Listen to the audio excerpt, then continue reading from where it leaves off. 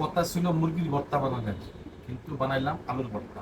ভিডিওটা সাথে থাকেন, দেখেন, লাইক দিবেন, একটি কমেন্ট দিবেন। ইউটিউবে যাবে যারা, একটা শেয়ার করবেন। ইউটিউবের বন্ধু যারা আছেন তারা অবশ্যই একটি লাইক, একটি কমেন্ট, আর কমেন্টের পাশাপাশি অবশ্যই একটা সাবস্ক্রাইব দিবেন। ভাই সাবস্ক্রাইব দিলে তো ভাই টাকা তো চাচ্ছি না ভাইয়া, টাকা চাচ্ছি না, শুধু সাবস্ক্রাইব বাটনটা আমি একটু আঙুলটা চাপ দিবেন।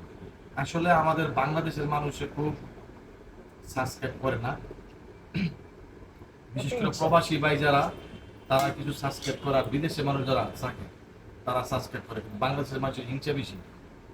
যাই হোক, তারপরও বাঙালি ভাই, আমাদের দেশি ভাই যদি মনে চায় যে এই ভাই আলুর ভর্তা বানায়, তো সুন্দর করে কষ্ট করে বানায়, যারা পারেন না আলুর ভর্তা বানাইতে, আমারে বললেন, আমি আপনার করে প্যাকেট করে পার্সেল করে পাঠাই দিব, কিন্তু তারপরও একটা সাবস্ক্রাইব দিবেন প্লিজ।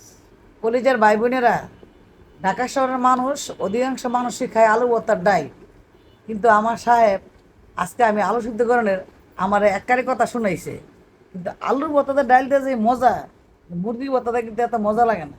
এই কারণে আজকে আমি ওনার ইয়া ছাড়াই আলু সিদ্ধ করছি।